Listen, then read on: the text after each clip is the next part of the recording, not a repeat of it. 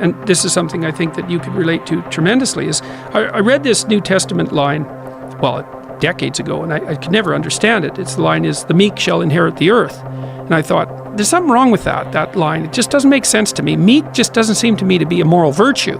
The line, the meek shall inherit the earth, meek is not a good translation, or the word has moved in the 300 years or so since it was translated.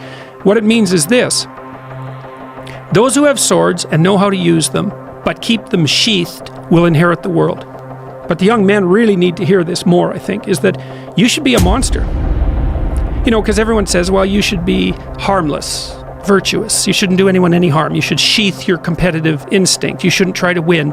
You don't want to be too aggressive. You don't want to be too assertive. You want to take a back seat and all of that. It's like, no. Wrong. You should be a monster, an absolute monster, and then you should learn how to control it.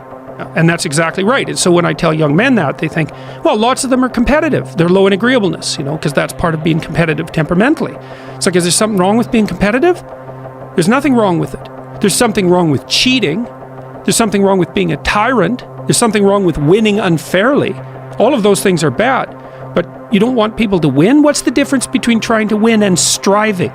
You want to eradicate striving? That's very important. One definition of a winner is someone who never let losing stop them. Yes. And the idea that a single loss in a competition is somehow a defeat is completely insane. First of all, well, let's say you're a hockey player and you're a good player and you lose the tournament. It's like, well, so what? You played the game.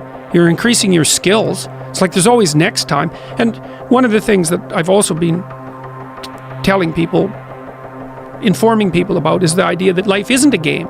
It's a series of games. And the right ethic is to be the winner of the series of games. And part of that means you have to learn how to be a good loser, because you're not going to win every single game. You can pick your level of competition in life to some degree. Okay, so let's say you pick a level of competition where you're always winning.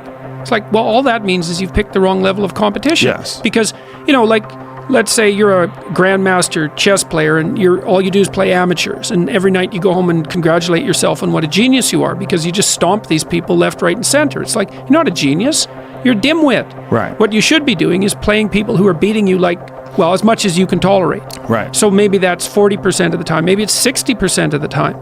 But that way, because to be a winner, you want to be disciplined. You want to know what you're doing. And then you want to be on the edge where your skills are being developed. And if you're going to be on the edge where your skills are going to be developed, you're at a place where losing is always a possibility, because otherwise you're not pushing yourself beyond your current capacity. And so one of the things that I've outlined in 12 Rules for Life is a theory of meaning. Because meaning, as far as I'm concerned, the sense of meaningful engagement is the antidote to malevolence and suffering, essentially.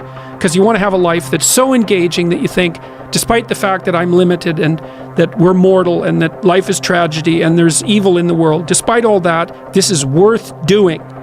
And I think that there's a technical meaning that genuinely exists, and that's the meaning that you get when you're in a domain where you have some discipline and some skill. So you're laying out your competence and your ability, but you're simultaneously pushing yourself to develop past where you are.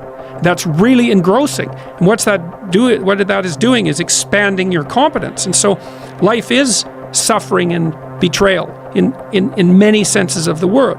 But you can adopt a way of traversing through life that is more powerful than the tragedy and the malevolence. So imagine that you're this loose collection of all these things that need to be gratified, that need to be fed. It's a perfectly reasonable way of looking at it biologically.